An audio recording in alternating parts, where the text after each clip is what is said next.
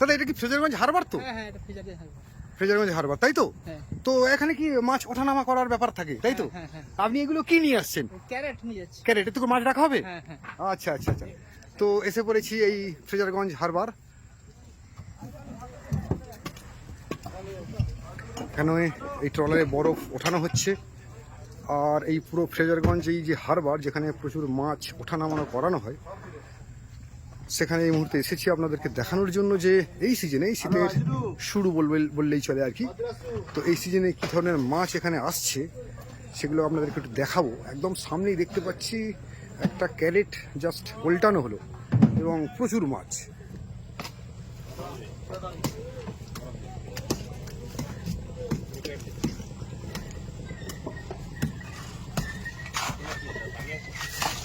এখানে দেখতে পাচ্ছি প্রচুর পমফ্রেট মাছ আছে, এগুলো খোলা, আর ওইগুলো চাকলি না।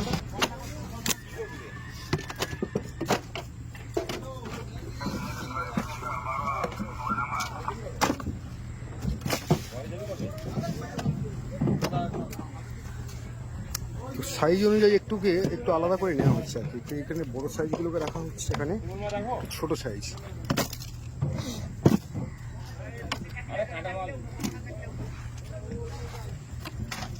তাহলে এই চাকলি মাছের বাজার মূল্য কিরকম আছে? 300 টাকা। 300 টাকা কিলো।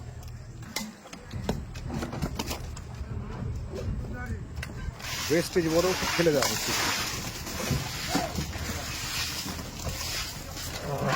চলে আসছে আরো একটা ক্যারেট বড় সাইজের।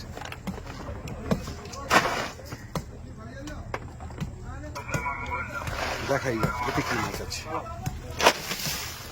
ও লাভলি লাভলি।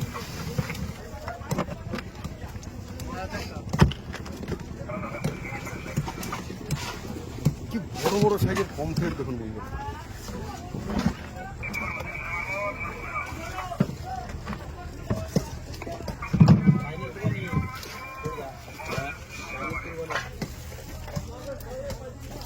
চাইনিজ পমফ্রেট দু রকমের একসাথে মেশানো আছে। না না না ছোটগুলো ও তো হাতে থেকে আবার দোয়া একবারে যে মানে ছোটটা ছোট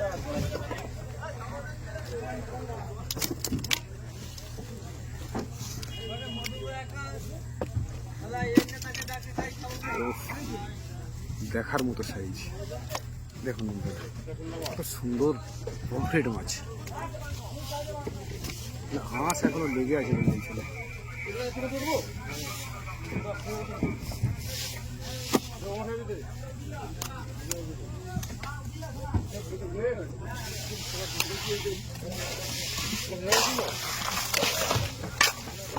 তো আরো একবার বরফজাত করা হচ্ছে এই মাছগুলো, এবার বাজারে যাওয়া হচ্ছে।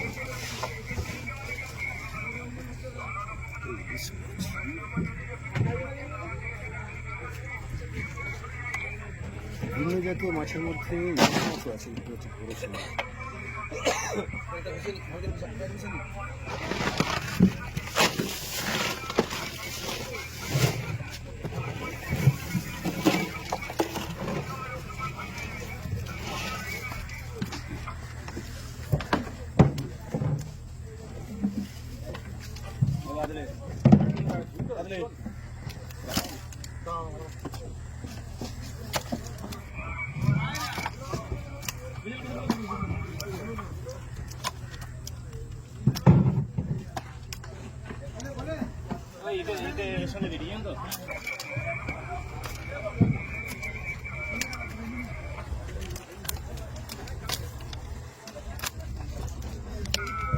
এগুলো সব চাইনিজ পমফ্রেট বা ব্ল্যাক পমফ্রেট।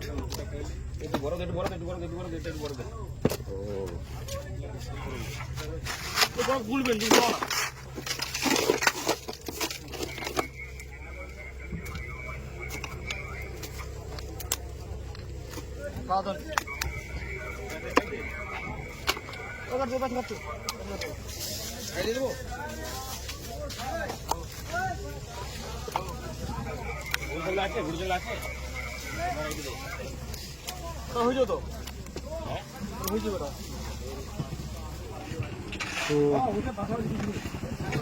এই যে ট্রলার, এই ট্রলারের পাশাপাশি আরও অনেক ট্রলার এসছে বা কোনো ট্রলারে এখন ফিশিং করতে যাবে বলে বরফ রেডি করা হচ্ছে। আর আমরা এখান থেকে সামনের দিকে একটু যাব, কারণ ওখানেও দেখতে পাচ্ছি যে কিছু মাছ কিন্তু ওঠানো নামানো হচ্ছে, অর্থাৎ এই ট্রলার থেকে মাছ নামানো হচ্ছে। তো আপনাদেরকে একটু নিয়ে যাই বন্ধুরা। দেখুন যে সামনেও প্রচুর মানুষ কাজ করছেন, ট্রলার থেকে মাছ নামানো হচ্ছে, সেগুলোকে আলাদা করা হচ্ছে, বরফজাত করা হচ্ছে, বাজারে নিয়ে যাওয়ার জন্য। ওরে সাবাস, লাভলি লাভলি, কি বড় সাইজের ইলিশ। Black পম্পলেট, Chinese পম্পলেট।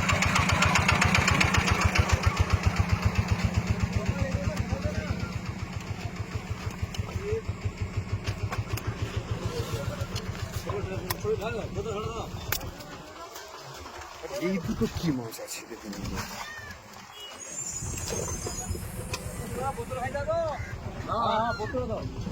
দাদা এই মাছের কি নাম আছে একটু বলবেন? এটা কি মাছ? বক মাছ। ইলিশ মাছ রেডি করা হচ্ছে, প্রচুর মাছ এখানে এসছে, বাছাই করা চলছে।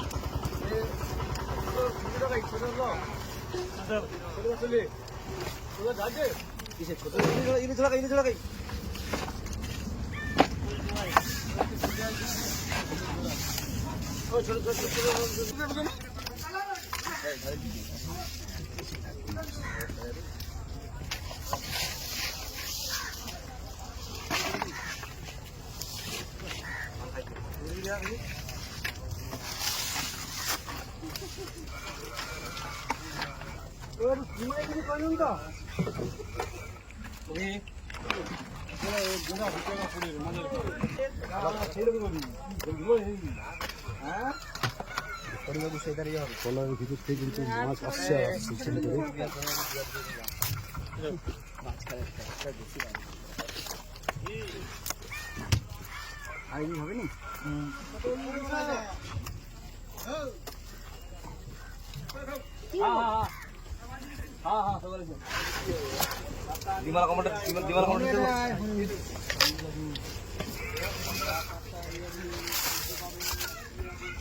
ইলিশ পমফ্রেট প্রচুর পরিমাণে।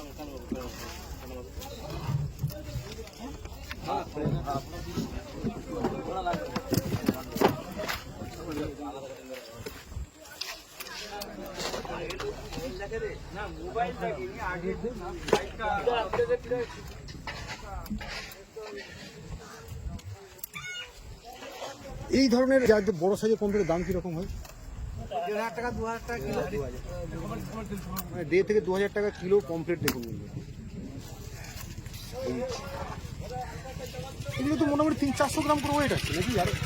আরো বেশি না? তো সাইজ যেহেতু বড়, অনেকটা বড়, সেটা নিয়ে কিন্তু এই মাছের দাম এত বন্ধু।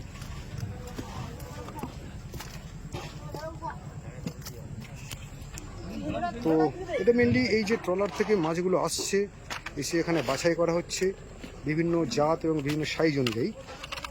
সেই বাছাই করা মাছগুলো এই পাত্র ক্যারেট জায়গা বলা হচ্ছে। তো এই এক ক্যারেটে মোটামুটি কম বেশি কত 60 কিলো 50 কিলো থাকে। এই তো এই পাত্রে 40 থেকে 45 কিলো। কারণ এই যে ক্যারেটগুলো, এগুলো 40 থেকে 45 কিলো করে মাছ এখানে স্টক করা হচ্ছে বরফ ফরফ দিয়ে আর কি। প্রচুর দামি মাছ, যেগুলো জাস্ট দাম শুনে আমি অবাক হয়ে যাচ্ছি। 1,500 থেকে 2,000 টাকা কিলো আছে এই পমফ্রেটগুলো। মাছ বাছাইয়ের কাজ চলছে।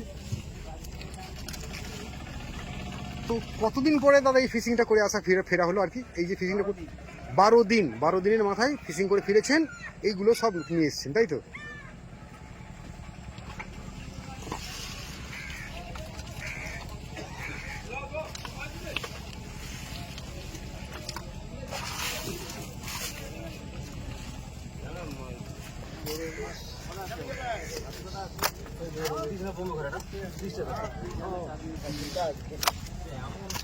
তো ধীরে ধীরে একটু একটু করে এই পাত্রগুলো ক্যারেটগুলো কিন্তু ভর্তি হয়ে যাচ্ছে।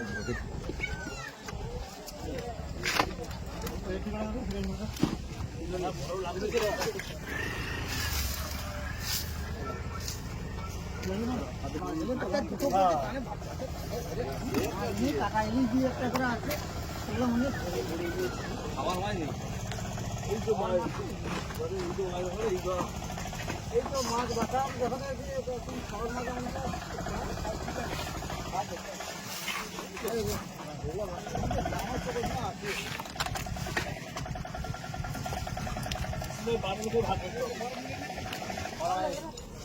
আরও উঠছে মাছ।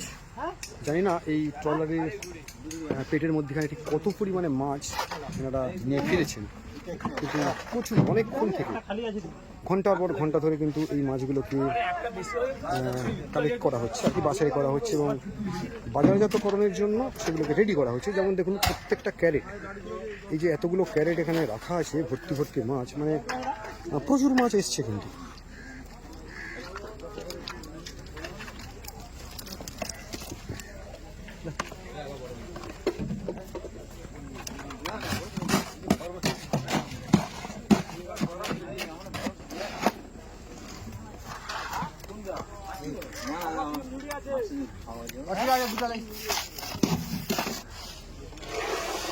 এটা ট্যাংরা মাছ, দেখুন বড় সুন্দর একটা ট্যাংরা। এদিক হচ্ছে রূপসা, আর একের পর এক ঝুড়ি নামছে। ঝুড়ি থেকে ভিন্ন জাতীয় মাছ বাছাই করার কাজ চলছে আমাদের এই ফ্রেজারগঞ্জ মৎস্য বন্দর।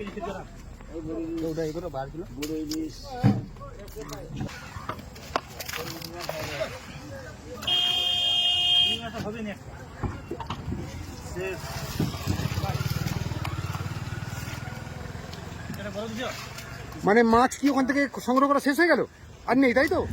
তো বন্ধুরা এতক্ষণ দেখলেন, আপনাদেরকে দেখালাম যে এই ফ্রেজারগঞ্জ মৎস্য বন্দরে কি পরিমাণে ট্রলার থেকে মাছ ফেরে, বিশেষ করে এই শীতের সিজনে। তো শীতকালীন মাছ বলতে এখনও কিন্তু আপনারা দেখতে পাচ্ছেন বাজারে প্রচুর পরিমাণে ইলিশ মাছ কিন্তু এনাদের এই ট্রলারে বা এই ফিশিংয়ে এসছে। বড় সাইজের বেশ ভালো।